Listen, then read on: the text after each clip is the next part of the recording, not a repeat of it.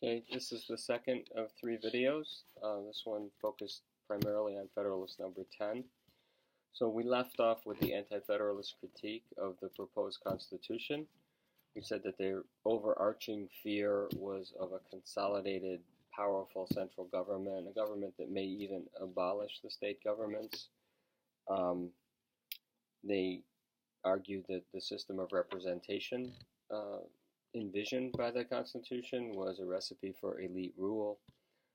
They objected to the extent of the territory, the forming of a new government to stretch across this vast area. That's something to think about because there were maybe 5 million people in the country at the time, and maybe 1 to 1.5 million were eligible to even participate in politics, because most people were excluded, women, slaves, and African Americans, obviously, but a lot of propertyless Europeans were also not included in the people at the time. If they were worried about a large territory then how should we think about our nation now with 340 million people? What does it mean for representation? Let me say a quick word about what the Federalist Papers were. They're really remarkable documents. It's a series of 85 newspaper articles, op-eds, if you will, written from the fall of 1787 through the summer of 1788, when the state conventions wrapped up and the Constitution was embraced. But they are the leading contribution to political theory from the United States. So they add up to a remarkable work in political theory, even though you could call them propaganda, because that's what they are. They're arguments designed to get people to vote in favor of the Constitution. In retrospect, we know that we find Madison and Hamilton advocating things that they didn't advocate in the convention. They're like the lawyers for the document, right? And once the document comes out as it is, they're going to defend it to the hilt, even if Hamilton wanted the presidency to be different, or even if Madison wanted Congress to be able to override and strike down state laws if they weren't good. And he did argue for that, and he lost that argument. So we're reading 3 or 4 over the course of the semester of these Federalist Papers, and for our purposes now we're reading 2, 10 and 51, both written by James Madison. So let's turn to Federalist 10, and in class we determined that the language is strange, the language is unfamiliar, it's really hard to read this text, so I'm going to do 2 things in this video, and I won't promise you that it's 7 minutes, because it's not going to be 7 minutes. It's going to be longer. 2 things. First thing is to simply run through it and describe it, and I'll try to translate and make intelligible. I can't promise you I'll succeed, but I'll try to just restate what he is saying. So that's A. A, what the hell is he saying?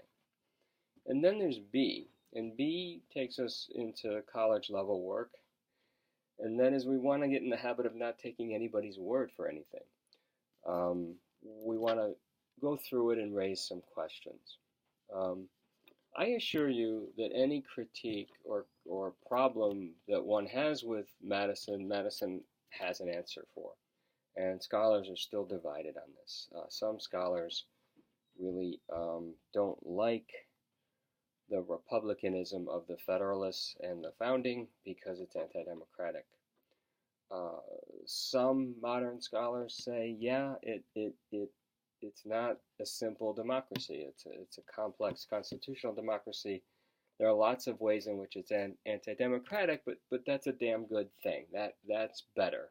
That's a better way of preserving what Madison calls the spirit and form of popular government without having it succumb to the characteristic defects of a more direct, purer democracy. So this is the argument, and it continues to this day. So let's look at Federalist 10, and it's an interesting opening. And I've put this document on Blackboard, so if you go on Blackboard and you click on Content, near the top of the list there you'll find a Word document with both 10 and 51 in the Word document, and I've numbered all the paragraphs, and I've put in highlights. So this should help us read through it. So if we go to the opening of Federalist 10, we find an opening sentence. Among the numerous advantages promised by a well-constructed union, none deserves to be more accurately developed than its tendency to break and control the violence of faction. So this is what it's about. The problem with a Republican government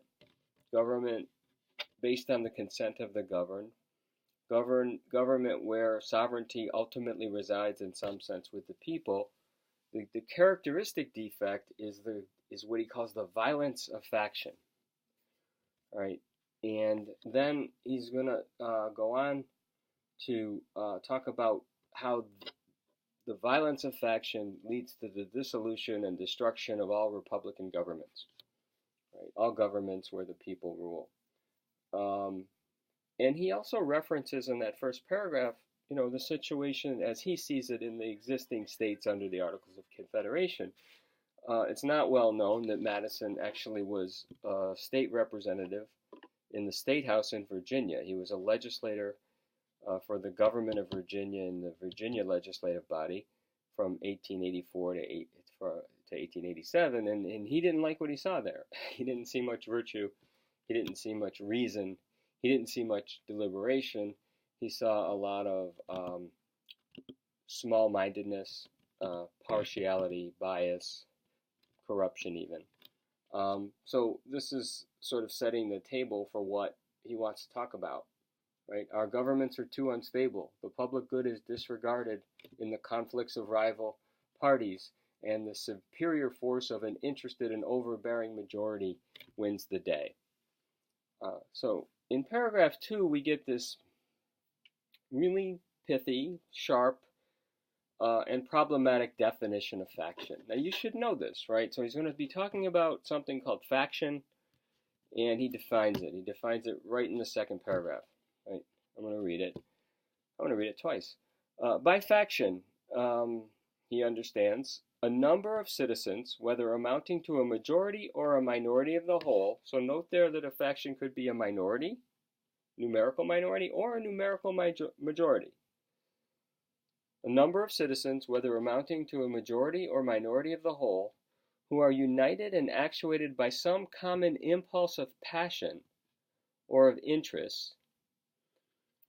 Passion or interest, compared to what? I mean, don't we all proceed on the basis of passion and our interests, our emotions and our perceived interests? Yeah.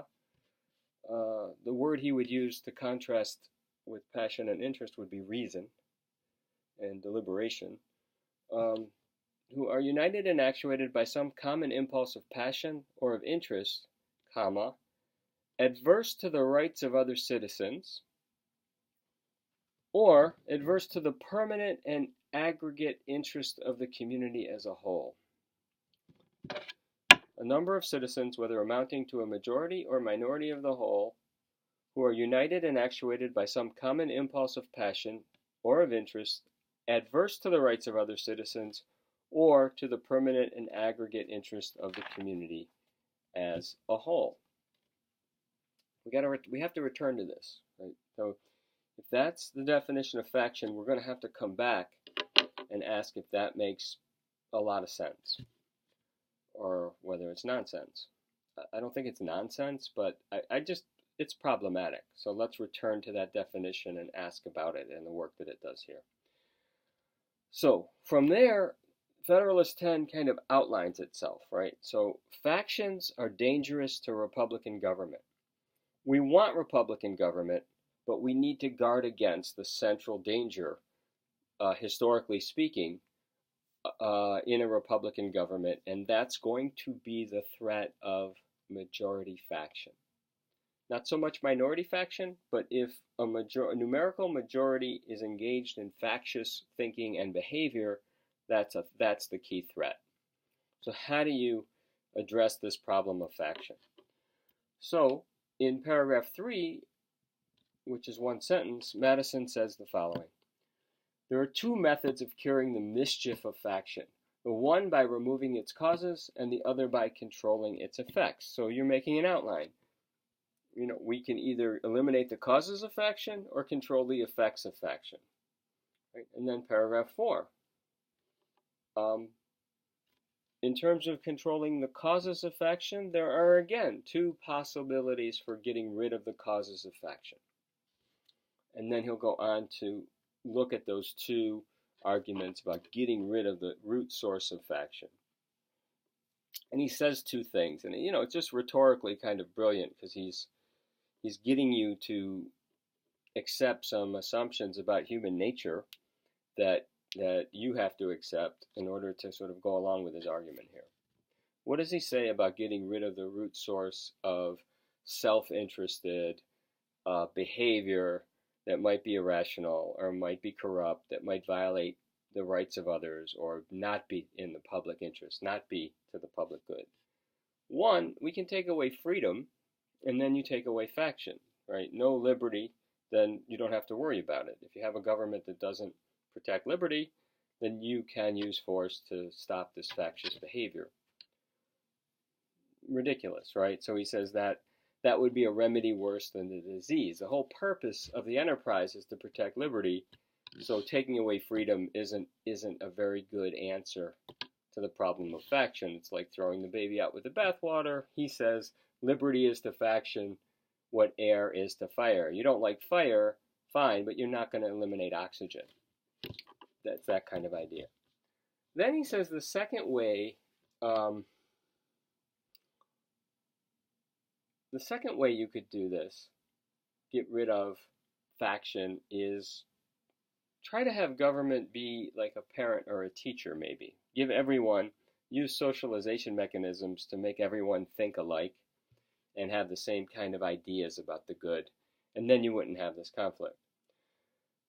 Well, here's the key move, because all political philosophy will come back to some working assumptions at the very least about human nature.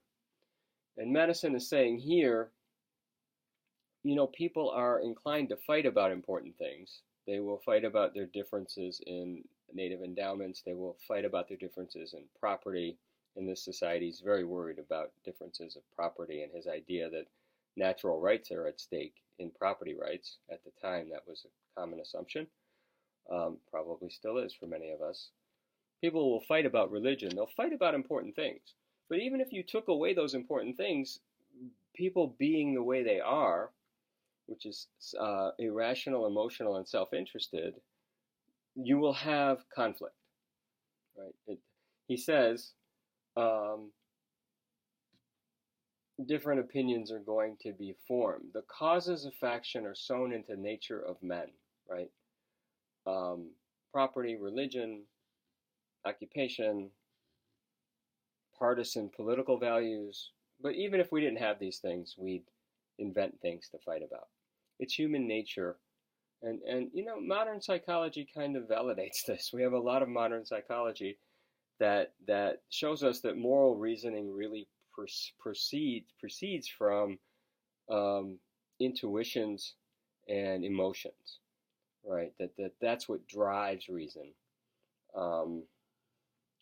And this is the proposition he's putting before you. So if you agree with that proposition, that human beings are not to be trusted, he's moved you a fair distance to agreeing with him, right? If you're less skeptical about the capacity for people to reason and work together in common through association, solidarity, democratic practice to solve problems together, then maybe we want to be more skeptical about Mr. Madison. So he goes on there to say, well, government really should be like an umpire, like a neutral player that adjudicates between competing claims, all with the public good in mind, right? So that's what it should be.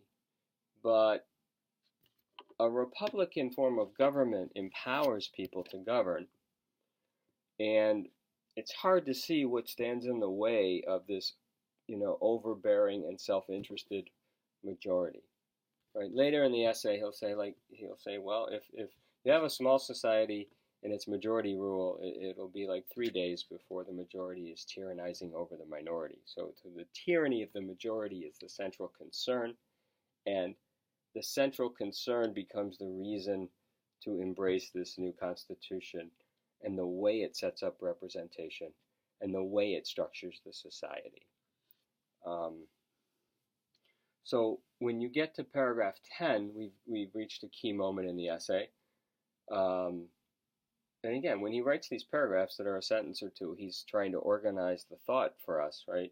The inference to which we are brought is that the causes of faction cannot be removed. It's part of human nature.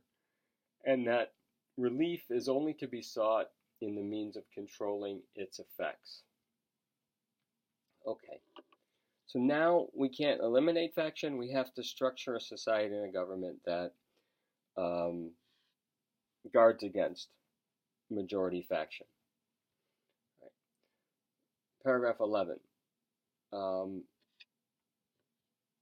not going to pause over this. We could puzzle over it. But he says if a factious group is a minority of the whole, then the fact that government is Republican in some sense, the fact that the people are involved in picking leaders and unelecting leaders in various ways, will guard against the minority.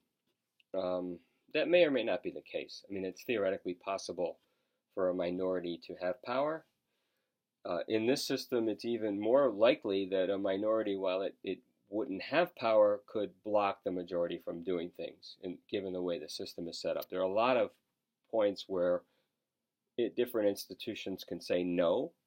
So maybe a minority could maybe not govern, but could block a majority from governing. Let's pass that over and accept it. Let's just say that the Constitution will make it very difficult for a numerical minority to, a bad numerical minority, a numerical minority that wants to do bad things, to take over all of the reins of power. But a Republican government, as traditionally understood, empowers the majority. So if we have a majority faction, a majority determined, say, to confiscate other people's property or pass debtor relief legislation so debtors don't have to pay their debts, these are majoritarian interests, right? Most people don't have property or wealth or aren't creditors. So I think this is what he has in mind, particularly the protection of property rights, but he also has the protection of other rights in mind. A Republican government that empowers the majority doesn't give us an easy answer to how to stop a bad majority from tyrannizing over minorities. So this is the problem to be solved, right? And I've numbered the paragraphs. When you get to paragraph 13 in Federalist 10, you've got to pay close attention, because he makes a distinction and spins out the argument from there. And what he is distinguishing between is a pure democracy. Democracy is a negative term.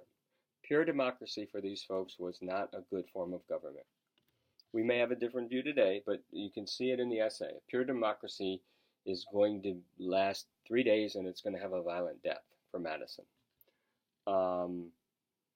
From this view of the subject, I'm in paragraph 13, it may be concluded that a pure democracy, by which I mean a society consisting of a small number of citizens who assemble and administer the government in person, think Athens, think New England town hall meeting, think some student government, running things with 300 people in a gymnasium.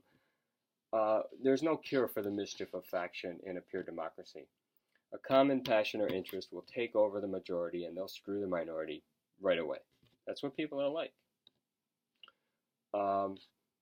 Hence it is such that democracies like this have ever been spectacles of turbulence and contention, have ever been found incompatible with personal security or the rights of property, and have in general been as short in their lives as they have been violent in their deaths. Pretty powerful writing. He contrasts the pure democracy, on one hand, with a republic, right? And by republic, he means the kind of republic he's proposing in the new Constitution. Paragraph 14, a republic, by which I mean a government in which the scheme of representation takes place, and it opens a different prospect, and it promises a cure. So how does a republic differ?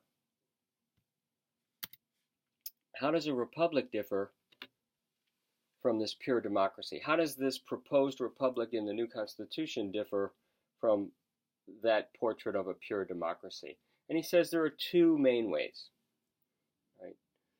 2 points. One, in a large republic, you can have most people delegate responsibility for governing to a small group of people selected because they're more likely to have wisdom and virtue, right? And two, in a large republic, you take into consideration and account. See, the anti-federalists are saying a large republic isn't going to work. Madison says that's now a virtue. If you have a large republic, you have a lot of different competing groups, competing religions, different economic interests and classes. And those differences in society play a sort of a checking and balancing role in society, that it's much less likely for an interested and overbearing and coherent and bad majority to get together and take over if there are many, many more interests and centers of power and values to worry about. So having a system of representation where a few people do the governing and most of us most of the time aren't that much involved other than having roles in different kinds of elections for different kinds of institutions, he says this refines and enlarges the public views by passing them through the medium of a chosen body of citizens whose wisdom may best discern the true interests of their country and whose patriotism and love of justice will be least likely to sacrifice it, the common good, to temporary and partial considerations. These are going to be the better sorts of people who make it into office under this system. And that refines and enlarges the public views. The Democratic criticism is that he's talking about elites, that these are only the elites who are going to be in these positions of power, right? And then, there's some language here that's a little hard to follow, that he seems to be saying that you'll have a larger preponderance of better people, more fit people, more virtuous people in a larger area than in a smaller area. I think what he's saying here is, say you're looking for the best computer programmer or scientist, and you have one society with 1 million people and one society with 100,000 people. You're much more likely to get the very best people for the job if you have 1 million people to choose from than if you have 100,000 people to choose from, right? We could quibble with this, but because we're not talking about the best computer programmer, we're talking about democratic self-governance, but that's what he seems to be saying here, that you're more likely to get more fit and virtuous characters if you have a bigger compass, right? And then he goes on in paragraph 20 to make the second point, and that is taking in varied interests, a diversity of views, a diversity of classes, a diversity of religions. Diversity is good because power checks power in society, and it's harder for a bad majority to actually coalesce. And even if they get together, how are they going to get through all of the institutions of government to take over? So extending the sphere, I'm reading in paragraph 20 now, extend the sphere and you take in a greater variety of parties and interests, and you make it less probable that a majority of the whole will have a common motive to invade the rights of other citizens, or if such a common motive exists, it will be more difficult for all who feel it to discover their own strength and to act in unison with each other. And then there's an additional claim that, if there is a majority view and consensus on something, it's much more likely to be founded in reason and good argument if it's kind of been filtered through the gauntlet of all these different institutions with different kinds of power. So that's the argument. So behold the remedy. Now, 25 minutes into this one. So let me just raise the question, so we don't have to do a second video on Federalist 10. And now that we've described it, the second task would be to critically evaluate it. does this make sense? Does it hold up? How does this argument work? Is this an argument we can accept as a justification? And, the hardwired features of the Constitution are still very much with us. We still have bicameralism. We still have the Electoral College in its odd iteration today. We still have the features of the Constitution that reflect this view, this skeptical view of human nature. And I think one of the better scholars, a guy named Bruce Ackerman, teaches at Yale Law School, says, look, he is a skeptic. Madison doesn't think that people can't be virtuous. He just thinks it's highly unlikely, right? So there's an economy of virtue. You can't rely on virtue. You can't rely on enlightened statesmen. You have to hedge with structures whereby power checks power all the time. And there are lots of points where the government won't act, or the veto points where proposed actions aren't going to become real because there are too many opportunities for too many different kinds of people to say no. But let's go back to the definition. By a faction, I understand a number of citizens, whether amounting to a majority or minority of the whole, who are united and actuated by some common impulse of passion or of interest, adverse to the rights of other citizens or to the permanent and aggregate interests of the community. So the definition of faction depends on this group, whether a minority or majority, and again, he's worried about the majority faction, it depends on them having passions or interests adverse to the rights of other citizens or to the permanent and aggregate interests of the community. We would use the phrase the public good, or the public welfare, the general good, the common good. Does the argument depend on us being able to agree on what the public good is? Or even agree on when rights of others are being violated and when they're not being violated? Do we have to have some common consensus on these kind of, I want to say vacuous, vague, empty? I mean, my public good is your tyranny, or your tyranny. Who's to say what the public good is? And who's to say whether a majority is a good or bad majority? Or let me put it this way. If this is a system that makes it very difficult for a bad majority, a factious majority, to take power and tyrannize over the minority or betray the public trust in the public good, if it stops a bad majority from doing those things, why doesn't it also logically follow that it stops a good majority from doing good things? Does it come down to whether you want majority rule or not? And I think Madison has an answer to that. So I'll just give you Madison's answer and leave you to ponder, how we strike the balance between republicanism and the word democracy today is positive. We value democracy. We want people to be empowered to control their government and to participate in their government. Madison's answer is, there's a difference between majority faction and majority rule. Majority faction is what I'm talking about as irrational, self-interested, corrupt, mobilized, political efforts to take over things and abuse others. So that's majority faction. Majority rule amounts to the wise decisions that are likely to be the result of a process. And that process means that all of these interests and passions have to be filtered through different institutions. Each leader in each institution can claim to speak in the people's name. The House of Representatives can, the Senate can, the President can, but they're all elected in different ways by different constituencies for different lengths of time. And they all have different governmental powers that they can exercise, and they all have powers they can exercise to check the powers of the other players.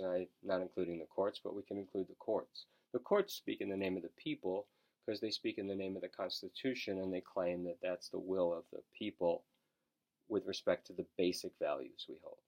The will of the people with a capital P.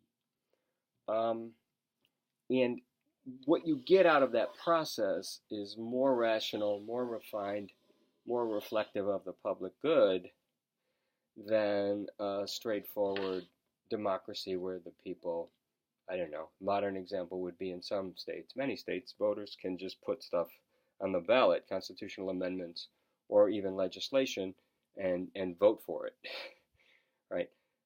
That's a direct sort of unmediated democracy. And I think what Madison would say is that the process does actually refine and filter and give you a better result, a more rational, deliberative result.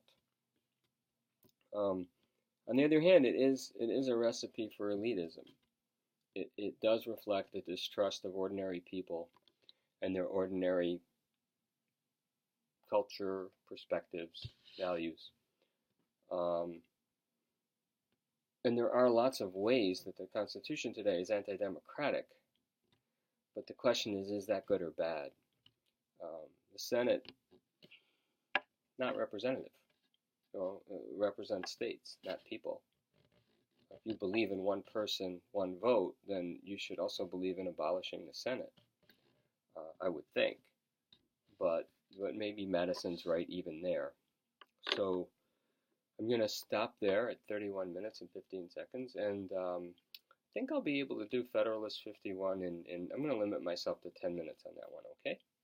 So think of this as the extra class that we missed because there was a power failure. See you soon.